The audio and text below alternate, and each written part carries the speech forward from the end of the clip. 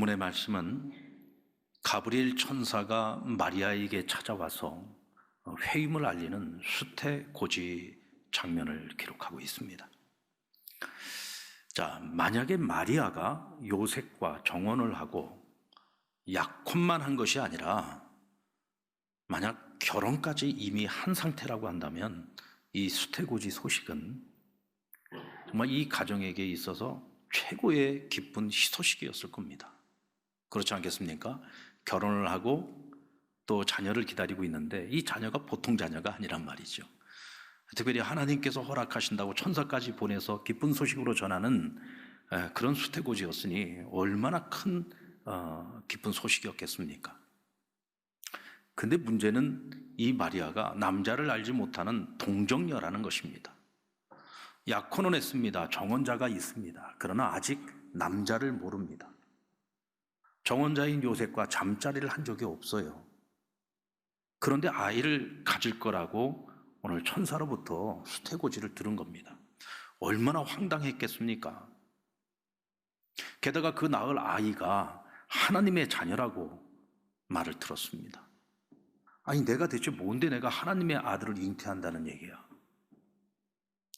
거기다가 남자를 알지 못하고 그러면 어떻게 아이를 가질 수 있느냐고 물었더니 성령이 내게 임하고 하나님의 크신 능력이 너를 덮어서 아이를 잉태하게 될 것이라는 이야기를 들었습니다.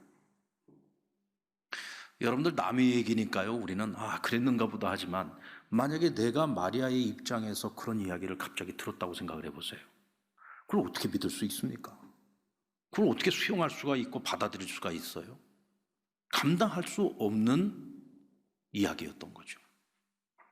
자, 그런데 마리아는 이 말씀을 어떻게 받아들였습니까? 오늘 성경에 보니까 그 말씀이 내게 이루어지이다. 이것을 짧게 한마디로 말하면 아멘, 믿습니다 라고 반응을 한 거예요. 믿음의 반응을 보였습니다. 그런데 그게 정말 자기가 믿음으로 고백을 한 대로 하나님의 뜻이 자기를 통해서 온전히 이루어지기 위해서는 세 가지 그가 가지고 있는 딜레마가 있습니다. 첫 번째는 이제 정혼자인 요셉을 설득을 해야 되는 거예요. 나는 천사와 오랜 시간 이야기를 하는 동안에 믿음을 가지고 믿음의 고백까지 했습니다. 그런데 문제는 이것을 자신의 정혼자인 요셉에게 설명을 해가지고 그가 그것을 믿음으로 받아들일 수 있도록 설득을 해야 되는 숙제가 있는 거예요. 근데 그건 누가 대신해 주는 것이 아닙니다. 그건 내가 해야 될 몫인 거죠. 그리고 두 번째는 지금 정혼자는 있지만 약혼만 한 상태입니다. 남자를 모릅니다. 그런데 처녀가 아이를 잉태했습니다. 당시의 종교법에 의하면 이것은 돌에 맞아 죽을 일인 거죠.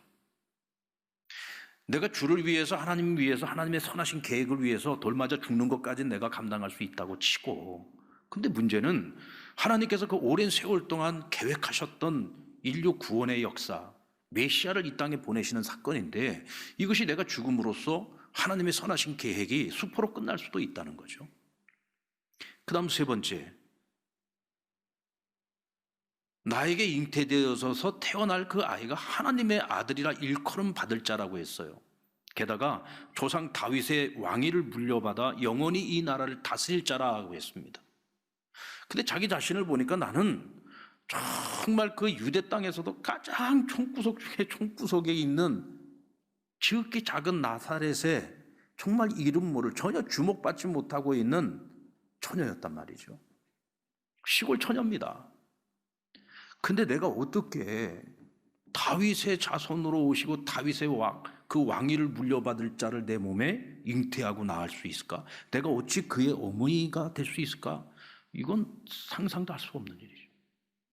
그걸 내가 감당을 해내야 된단 말이에요. 지극히 평범한 시골 처녀가 감당하기에는 너무 크고 무섭고 힘든 사명이었던 거죠. 자, 그럼에도 불구하고 마리아는 그것을 믿음으로 받아들였습니다. 그리고 내가 어떤 고생을 하고 어떤 피해를 입고 어떤 순환을 겪는다고 할지라도 하나님의 그 선하신 계획이 나를 통해 이루어지기를 원합니다. 그는 믿음으로 그 소원의 고백을 했습니다. 만약 마리아의 이 믿음과 순종이 없었다면 인류를 구원하시려고 하셨던 그 하나님의 계획이 어쩌면 수포로 끝날 수도 있었을 겁니다. 그런데 여러분, 하나님이 어떤 분이십니까? 하나님이 친히 인간이 되어 이 땅에 오시는데 하나님이 도구로 사용하실 여인입니다. 인류를 구원하실 메시아를 담을 그릇입니다. 그런데 아무 여자나 데려다가 하나님께서 그렇게 사용하시겠습니까? 적어도 메시아를 담을 수 있는 믿음의 그릇을 가지고 있고 순종의 그릇을 준비하고 있는 여인을 하나님께서 정말 구별해서 선택하지 않으셨겠느냐고요. 그러니까 예수님의 어머니가 되는 그 역할을 마리아가 감당할 수 있었다는 겁니다. 우리는 주님의 성탄을 기다리는 대림절 기간을 지금 보내고 있습니다. 이제 이번 주일이 우리가 두 번째 주일을 맞이하는데, 우리는 이 기간 동안 요동치는 역사의 수레바퀴 속에서도 하나님의 약속을 믿고 그 약속을 붙들고 기다리며 묵묵히 자기 사명을 감당했던 사람들의 이야기를 같이 한번 묵상해 보고자 합니다. 그리고 오늘 이 시대를 살아가고 있는 저와 여러분은 이미 오셨던 예수 그리스도가 아니라 이제는 다시 오실 예수 그리스도 제2의 성탄을 기다리며 살아가고 있는 그리스도인들이죠. 자, 그렇다면 언제 오실지 모르는 그 예수님을 우리가 어떤 마음을 가지고 어떤 믿음을 가지고 기다려야 할 것인가를 오늘 이 시간을 통해서 함께 배워보고자 합니다. 하나님께서는 왜 마리아를 성탄의 마중물로 삼으셨을까요? 우리가 그 진리를 깨닫는다면 다시 오실 주님을 기다리는 우리가 어떤 믿음을 준비해야 될지를 알 수가 있겠죠? 마리아는 생각이 깊은 여인이었습니다. 생각이 참 깊은 여인이었습니다. 가브리엘 천사가 마리아에게 찾아와서 제일 먼저 던진 인사가 뭡니까? 은혜 입은 자요. 그리고는 그에게 평안을 빌어주고 주님이 너와 함께 하시기를 원하노라. 그에게 축복을 빌어주었습니다. 이때 마리아가 보여준 반응을 보십시오. 29절에 보면 처녀가 그 말을 듣고 놀라 이런 인사가 어찌함인가 생각하매. 자, 인사를 받았을 때 그가 무엇을 했다고요? 생각을 했다고 했습니다. 여러분들, 우리가 누구에게 인사를 받으면 생각하십니까? 목사님 안녕하세요. 그러면 제가 저 양반이 왜 인사를 하지? 저 양반이 대체 무슨 마음을 가지고 나한테 인사를 하는 거야? 생각하면서 인사를 받습니까? 아니잖아요. 그냥 인사하면 하이, 샬롬, 반갑습니다 하고 우린 그냥 간단하게 편안하게 인사를 받지 않습니까? 근데 마리아는 그게 아니에요. 오늘 한 사람이 찾아왔어요. 그가 천사인지 아직까지 모릅니다. 근데 대뜸 하는 말이 은혜 입은 자요 평안을 비노라 주님이 당신과 함께 하기를. 그 인사를 받으면서 그가 생각을 했어요. 아마도 평안을 빌어주는 것, 샬롬 하고 인사를 하는 것은 그냥 너무나도 평범하게. 왜? 당시 유대인들은 일상적으로 만날 때 인사하는 법이 샬롬이었습니다. 평안을 빌어주는 거죠. 주님이 당신과 함께 하기를 원합니다. 이건 일상적인 인사법이었어요. 오늘날의 현대 유대인들도 이 샬롬의 인사법은 지금도 전통적으로 통하고 있습니다. 그러니까 이 인사를 가지고선 그가 생각할 이유가 없죠. 근데 그가 생각을 하게 만들었던 인사가 있어요. 그게 뭡니까? 은혜 입은 자요. 오늘 마리아를 향해서 당신은 하나님의 은혜를 입은 자요라고 그를 부르고 있는 거죠. 생각합니다. 왜 저 사람이 나에게 하나님의 은혜를 입은 자라고 말하는 걸까? 대체 저 사람은 누구길래 나에게 하나님의 은혜가 나와 함께하고 있다고 저렇게 당당하게 말하는 걸까? 그리고 이왕에 하나님이 나에게 은혜를 입힌다고 했을 때 과연 내가 그 은혜를 받을 만한 자격이 있는 여잔가? 세상에는 나보다 훨씬 더 잘난 여자들이 많이 있는데 왜 하필이면 나일까? 왜 나에게 찾아온 것일까? 뭐 온갖 생각이 지나가지 않겠습니까? 근데 그 생각의 줄을 놓지 않았다는 거죠. 계속해서 생각을 했다는 겁니다. 이제 그만큼 마리아는 어떤 성품을 가지고 있었느냐면 정말 작은 말 하나도 신중하게 생각하는 사람이었다는 것을 우리가 알 수가 있어요. 훗날 아기 예수가 태어나고 천사들이 목자들을 인도해서 아기 예수를 경배하게 했습니다. 이때 목자들이 그 자리에 함께 있었던 사람들에게 천사가 자신들에게 이 아이에 대해서 해준 이야기를 그대로 전합니다. 그 말을 듣고요, 그 자리에 있었던 그 마극간 그 안에 그 주변에 있었던 사람들이 그 말을 듣고는 하나같이 다 놀랐다고 성경은 말씀하고 있어요. 그들이 놀란 이유가 뭐였을까요? 그들이 놀란 이유가 뭐였을까요? 정말 이 어린 아기가 우리를 구원할 하나님이 보내신 구세주구나, 메시아구나, 우리에게 평화를 가져다 줄 자이구나, 그런 믿음이 생겨가지고 놀란 것일까요? 목자들이 전한 말은 두 가지였습니다. 첫 번째는 이 아이의 탄생은 온 백성에게 미칠 큰 기쁨의 좋은 소식이다 라고 하는 것이었고, 또 하나는 하늘에서는 하나님께 영광이요, 땅에서는 하나님이 기뻐하시는 자들 중에 평화로다. 그런데 이 사람들이 놀란 건요, 너무 안 맞는 거예요. 지금 그들이 보고 있는 이 아이는 제대로 된 집도 아니고 마구간에서 태어났습니다. 게다가 강보에 씌어가지고 지금 누일 곳이 없어서 말 구유에다가, 지금 말 먹이통에다가 지금 이 아이를 눕혀놨어요. 정말 이 작고 보잘것없는 이 아이가 정말 우리에게 구원을 가져다 줘?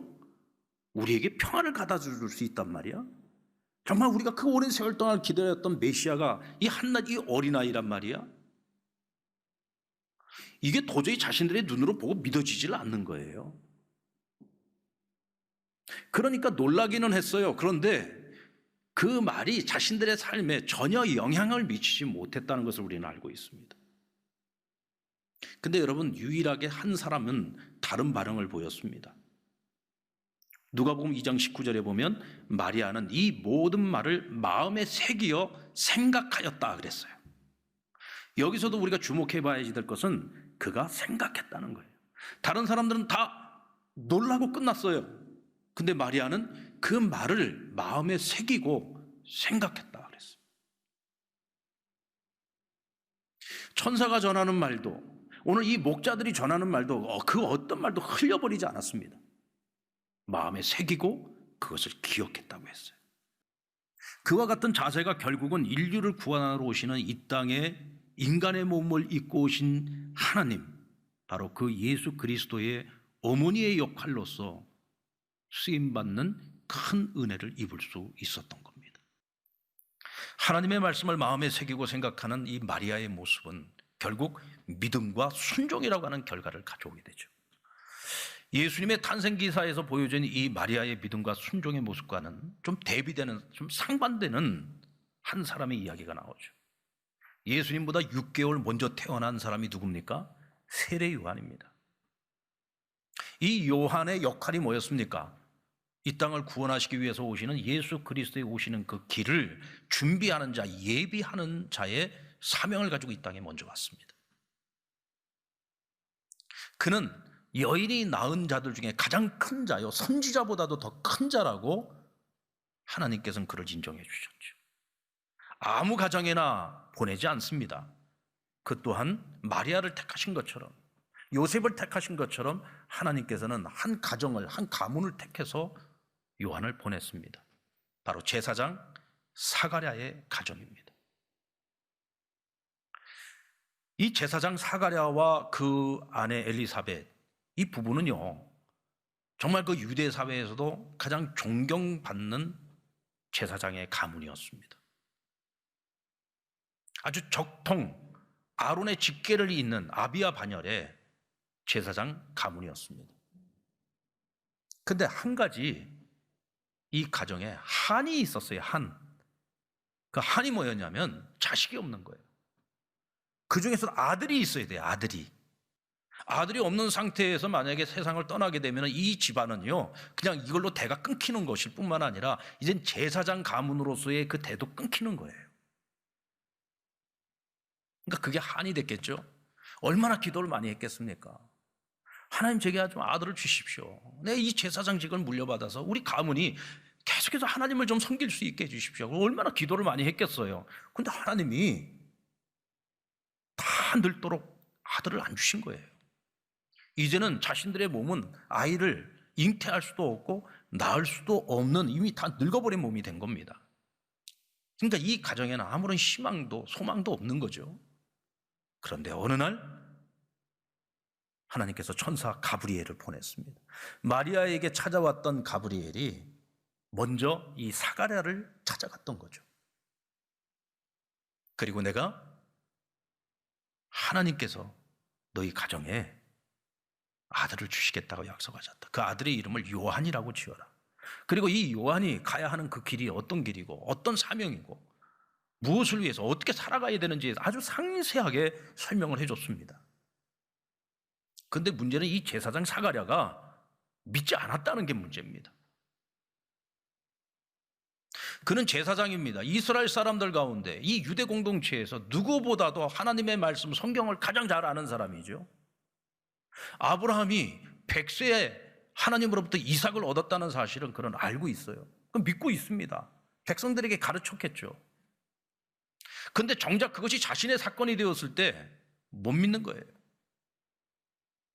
자식이 없어서 서러움이 많았던 한나가 성전에 올라가서 눈물로 통곡을 하면서 기도를 하는데 영적으로 흐렸던 엘리 제사장은 그 모습을 보고 포도주 먹고 술 취해가지고 지금 저렇게 울부짖고 있는 줄 알았죠. 근데 사실 그게 아니었잖아요. 정말 눈물로 간절하게 하나님 앞에 자신의 그 신세를 한탄하면서 자식을 구하는 기도 아니었습니까? 근데 하나님께서 그런 한나의 그 기도를 들으시고 그를 불쌍히 여기셔서 태의 문을 열어주셨어요. 아이를 갖게 되지 않았습니까? 하나님께서 하시면은 능치 못할 일이 없다라고 하는 것을 누구보다도 잘 아는 사람이 그렇게 오랜 세월을 기도를 해왔어요. 단지 타이밍만 맞지 않았을 뿐이죠. 내가 원하는 시간이 아니라 내 몸으로는 불가능한 시간, 이미 너무 늦어버린 이 시간에 하나님 찾아오셔서 지금 아들을 주시겠다고 하니까 못 믿겠는 거예요. 여러분, 이것이 지금 사가랴가 보여주고 있는 믿음의 한계인데 어쩌면 이 믿음의 한계가 사가랴만의 문제이겠습니까? 뭐 우리라고 뭐 별 다르겠습니까? 내가 생각한 시간, 내가 생각하는 그 타이밍에 하나님께서 찾아오지 않으면은 우리는 하나님 나를 버렸다, 하나님 나를 잊으셨다, 그거는 그냥 하나님께 불평하고 원망할 때가 많이 있잖아요. 그런데 정작 하나님의 시간에 우리에게 말씀하시고 하나님의 시간에 우리에게 약속해 주실 때 정작 내가 믿어야 될 그때에 내가 그것을 믿지 못하는 경우가 많이 있단 말이에요. 그래서 여러분, 이 믿음이라고 하는 것은요, 뚜껑 열어봐야 하는 겁니다. 평상시에 아무리 믿음이 많은 것 같아도요, 결정적인 순간에 내가 믿음의 행동을 취하지 못하면은 그건 믿음이 없는 거예요. 믿음은 뚜껑 열어봐야지 하는 거죠. 막상 뚜껑을 열어보니까 이 사가랴의 믿음과 이 한나 시골 처녀였던 마리아의 믿음이 너무 차이가 나잖아요. 하나님 보시기에 누구의 믿음이 큰 겁니까? 사가랴의 믿음보다도 마리아의 믿음이 더 큰 거예요. 세상적인 관점에서 보면 당연히 제사장의 믿음이 훨씬 더 크리라고 생각을 했겠죠. 아니요. 이 한낱 보잘것없는 이 시골 처녀 마리아의 믿음이 하나님 보시기엔 훨씬 더 성숙했던 거예요. 자, 그렇다면 마리아의 신앙은 어떤 신앙이었을까요? 여러분, 마리아의 신앙은요, 청지기적 신앙입니다. 우리 38절 말씀을 같이 한번 보겠습니다. 38절 말씀 같이 한번 읽겠습니다. 시작. 마리아가 이르되 주의 여종이 오니 말씀대로 내게 이루어지이다 하매 천사가 떠나가니라. 주의 말씀대로 내게 이루어지이다. 왜? 나는 당신의 여종이 오니 그랬어요.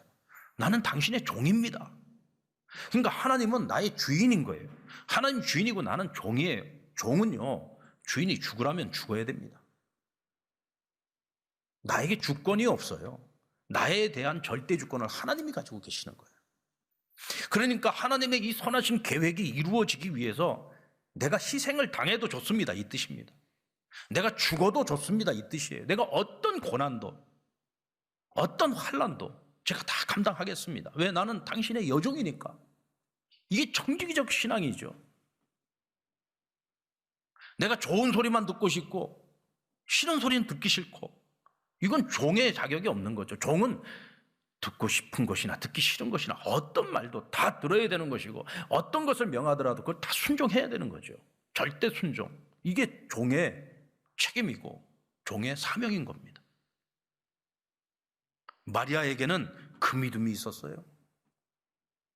이 정도가 되니까 하나님께서 메시아이신 예수 그리스도를 담을 그릇으로 마리아를 택하신 거예요. 여러분들, 우리 믿음의 한계가 무엇인가요? 우리의 믿음의 한계. 우리는 어떤 믿음의 한계를 갖고 있습니까? 어떤 사람이 낚시를 하러 갔어요. 근데 보니까 한 사람이 아주 물고기를 잘 잡아. 근데 큰 물고기를 잡으면 다 놔주고 작은 물고기만 통에다가 집어넣는 거예요. 보통 낚시하러 가서 자기 통에다 넣는 거는 큰 놈을 집어넣습니까? 작은 놈을 집어넣습니까? 그렇죠. 우리 욕심 많잖아요. 우리 큰 놈 다 집어넣고 작은 놈들은 그냥 놔주잖아. 근데 이 사람은 어떻게 작은 놈만 집어넣고 큰 놈은 다 놔주는 거예요. 그래서 물었어요. 당신은 왜 이렇게 큰 놈은 다 놔주냐고. 그랬더니 이 사람이 하는 얘기가, 우리 집에 프라이팬이 작아가지고 큰 놈은 집어넣어가지고 이걸 튀겨 먹을 수가 없다는 거야. 그래서 작은 놈만 주워 담고 큰 놈은 다 버린다는 거야. 이거 얼마나 어리석고 미련한 사람이에요. 뭐만 바꾸면 됩니까? 프라이팬만 큰 걸로 바꾸면 되잖아요. 대체 뭐에다가 뭐를 맞추는 거예요? 우리가 하나님 앞에 복을 구합니다. 형통한 삶을 구합니다. 하나님의 은혜를 구합니다.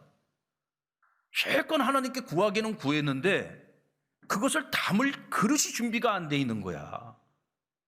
내 그릇은 요거밖에 안 되는데 하나님께 은혜를 막 잔뜩 부어달라고 하면은 하나님이 아무리 은혜를 부어줘도 결국은 담기는 것은 내 그릇만큼만 담기는 거예요.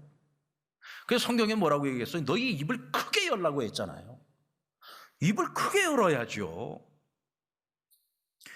마리아는 하나님의 아들을 담아내는 그릇이었습니다. 그러니까 세상에 그 어떤 그릇보다도 크고 깨끗한 그릇이어야 했던 거죠. 우리가 어디서 사느냐? 우리가 사회적 지위를 어떤 지위를 가지고 있느냐? 우리가 얼마나 배웠냐 못 배웠냐? 얼마나 가졌냐 못 가졌냐? 사람들한테 인정을 받냐 못 받냐? 이런 거는 사람들의 관점에서 보는 것이지 하나님의 관점에서 볼 때 이런 거는 아무 의미가 없어요. 오로지 하나님이 보시는 관점은 한 가지입니다. 너가 어떤 믿음을 가졌느냐? 너는 과연 내가 너에게 주는 그 사명을 담을 만한 믿음의 그릇을 준비했느냐? 순종의 그릇을 준비했느냐? 이것만 보시면 되는 거예요. 여러분, 우리가 지금 성탄을 기다리는 대림절 기간을 보냈는데 우리는 이미 오신 예수님을 맞이하는 대림이 아니에요. 이미 예수님은 오셨어요.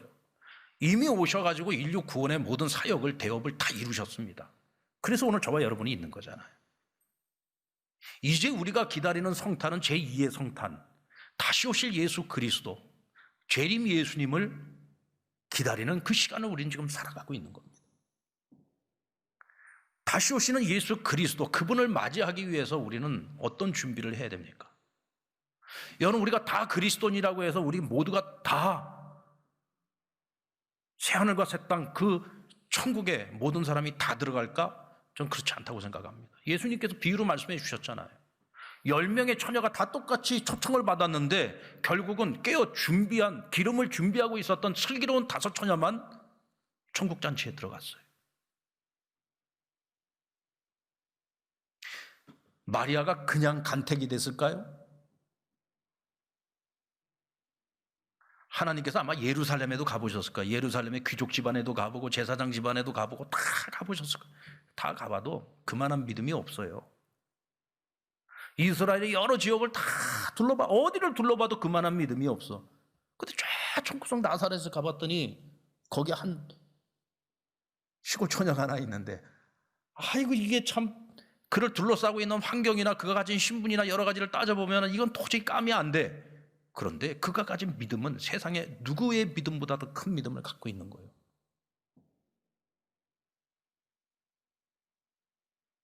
그래서 하나님이 그를 택하신 거예요. 여러분, 다시 오시는 주님을 맞이할 자로 저와 여러분 모두가 다 택함 받기를 원합니다. 이를 위해 우리가 준비해야 될 것 2가지입니다. 마리아의 믿음을 가지셔야 돼요. 첫 번째는 생각하는 믿음을 가지시는 겁니다. 아멘. 생각하는 믿음을 가지십시오. 그리고 두 번째는 뭐예요? 청지기의 믿음을 가지셔야 돼요. 나는 종이오니. 나를 주장하지 마세요. 나를 주장하지 말고 오직 하나님 앞에 종으로서 순종할 수 있는 이 청지기의 믿음, 청지기의 순종을 가지고 주님 오시는 그 길을 준비할 수 있는 저와 여러분 되기를 주의 이름으로 축원합니다.